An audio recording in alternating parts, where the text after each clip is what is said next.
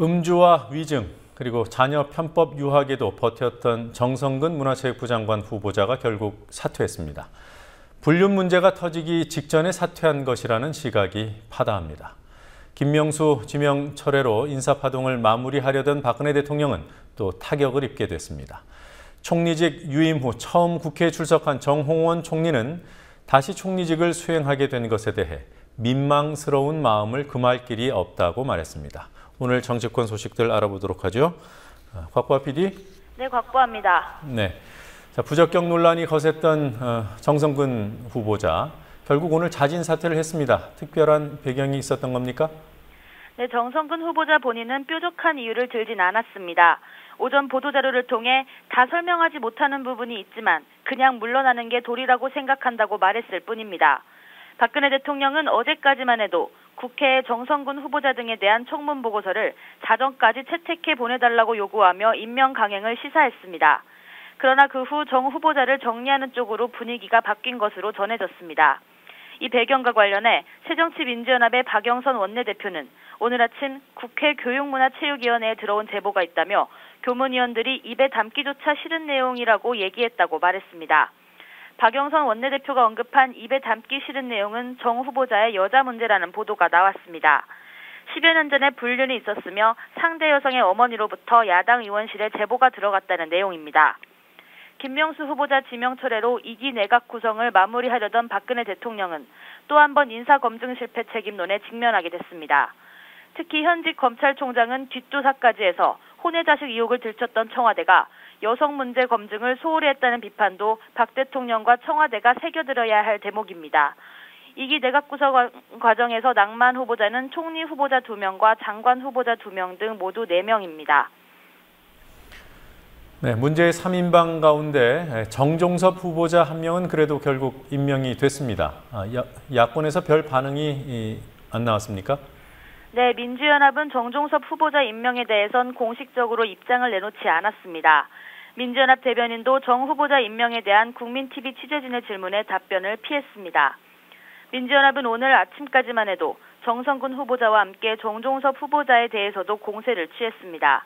그러나 지명 철회를 요구한 장관 후보자 셋 중에서 둘이 물러난 상황에서 정부를 더 밀어붙일 경우 여론의 역풍이 불 수 있다고 판단해 공세를 멈췄다는 분석이 나오고 있습니다. 한편 정의당의 박원석 대변인은 정종섭 후보자에 대해 위장 전입, 세금 탈루, 부동산 투기 의혹, 과도한 부수입, 황제 군복무까지 인사청문회 단골 메뉴를 모두 갖춰 안전행정부 장관 자격을 상실했음이 증명된 바가 있다며 청와대의 임명을 비판했습니다. 그리고 어제 국회 예결특위 파행의 빌미를 제공했던 정홍원 총리, 오늘 어땠습니까? 네, 정 총리가 출석한 국회 예산결산특위에서 야당 의원들은 정 총리의 사표가 사실상 수리된 상태여서 유임이라고 할 수 있는 근거가 없고 인사 실패에 대해 대통령과 총리가 사과해야 한다고 주장했습니다. 민주연합의 송호창, 김기식 의원의 말 차례로 들어보시겠습니다. 4월달에 이제 사표를 내셨지 않습니까? 그리고 우리 대법원 판례에 따르면 그 사표는 임명권자에게 도달한 순간 효력을 발휘합니다. 그럼 사표를 내고 총리 자격이 없어진 겁니다. 그런 가운데 이 이후에 그 안대희 총리 후보자 또 문창국 후보자를 대표님께서 다시 지명을 했지 않습니까? 그럼 사표를 수리하고 후임 총리를 대통령이 다시 지명을 한 건데 그런 상태라면 지금 이제 총리 후보자가 지금 없는 상태입니다. 인사 실패 아닌 더 나아가서 인사 참사 수준의 상황이 벌어지고 있습니다. 어제 김명수 교육부 장관 후보자 지명이 철회됐고 오늘 정성근 문체부 장관 후보자가 스스로 사퇴했습니다. 그런데 이 인사 참사 수준의 문제에 대해서 대통령도 재정권을 행사했던 국무총리도 국민들에게 사과하고 있지 않습니다. 이 같은 논란에 대해 정홍원 총리는 사표 수리 행위가 확실히 있었다면 퇴임하고 나가야 하지만 수리 행위가 없었다면 법리적으로 문제가 없다고 주장했습니다. 이 같은 논란에 앞서 정 총리는 예결위에서 다시 총리직을 수행하게 된 것에 대해 매우 안타깝게 생각하고 민망스러운 마음을 금할 길이 없다고 말했습니다. 그러면서 세월호 사고에 대한 책임을 지고 사의를 표명하고 무거운 짐을 내려놓고자 했으나 후임 총리 임명 실패에 따른 장기간의 국정 공백 우려로 다시 총리직을 수행하게 됐다며 사과했습니다. 정 총리가 유임 후 처음으로 국회에 온 건 어제입니다. 그러나 어제는 예결위 소속 야당 의원들이 정 총리의 보고를 받을 수 없다고 거부하면서 회의가 파행됐습니다. 자, 7.30 재보선 공식선거운동이 내일 시작되는 거죠? 네, 그렇습니다. 네. 자, 서울 동작을부터 판세를 좀 짚어볼까요? 나경원 새누리당 후보, 기동민 민주연합 후보, 노회찬 정의당 후보의 3자 대결을 가정해 지금까지 나온 여론조사를 보면 나 후보가 압도적으로 우세한 상황입니다.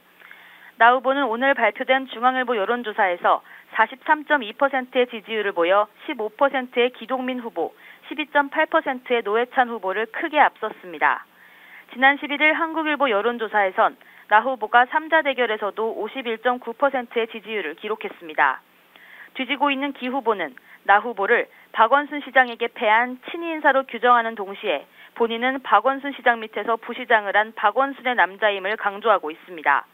나 후보는 인물 경쟁력을 강조하면서 기 후보가 씌우려고 하는 박원순 프레임을 벗어나려고 하고 있습니다. 한편 정의당의 노회찬 후보는 기동민 후보보다 높은 인지도를 바탕으로 정부 심판론과 무능 야당 심판론을 동시에 제기하고 있습니다.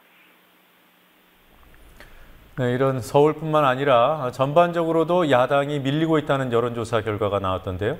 네, 그렇습니다. 중앙일보와 여론조사 기관인 엠브레인이 지난 10일부터 닷새간 주요 격전지 10곳을 대상으로 실시한 여론조사를 보면 새누리당 후보들이 10곳 중 8곳에서 우위를 보이고 있는 것으로 나타났습니다.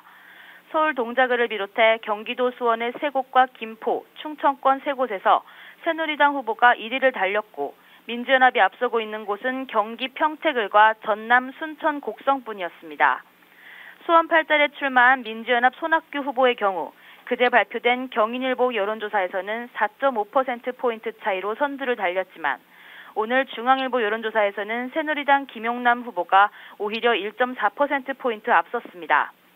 이 같은 여론조사 결과가 나오자 재보선에서 5석만 이겨도 성공이라는 안철수 대표의 지난 13일 발언이 엄살이 아니었다는 말이 나옵니다.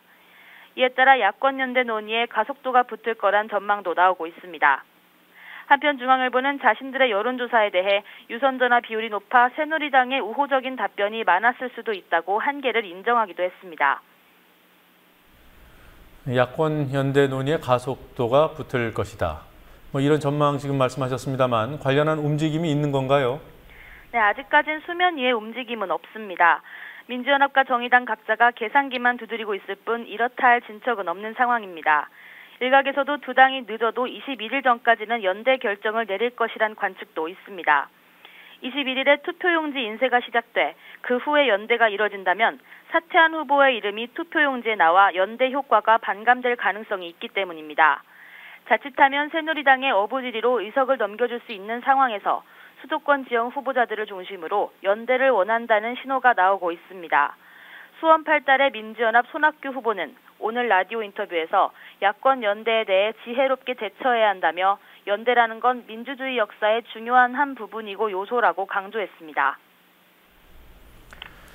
그리고 황우여 전 새누리당 대표가 어제 사회부총리 겸 교육부 장관의 후보자에 지명되지 않았습니까? 교육계의 반발이 나오고 있더군요. 네, 그렇습니다. 청와대는 황우여 후보자의 교육 전문성을 강조하며 국회 교육위원장 등의 이력을 내세웠지만 그 기간 동안 사학수호에만 급급했다는 비판이 나오고 있습니다. 전교조는 황 후보자를 사학수호 5걸에 뽑힌 사람, 교육비리 척결에 맞지 않는 낡은 인물이라고 비판하며 지명 철회를 요구했습니다. 황 후보자는 국회 교육위원장이던 2005년 당시 박근혜 한나라당 대표와 사학법 개정안 저지투쟁을 주도했고 2007년엔 사학법 재개정안을 이겨내 상지대 비리재단 복귀 원인을 제공했다는 평가를 받습니다. 올해 초 친일 옹호 논란이 불거진 교학사 국사교과서와 역사교과서 국정화를 옹호해왔다는 점도 교육부 장관으로서 부적절하다는 비판이 나옵니다. 한편 종교자유정책연구원은 기독교 신자인 황 후보자가 공직자로서는 부적절하게 종교적 발언을 일삼아왔다면서 교육 현장이 선교회장으로 전락할 우려가 있다는 이유로 지명 철회를 촉구했습니다. 지금까지 국민TV 뉴스 곽보아입니다.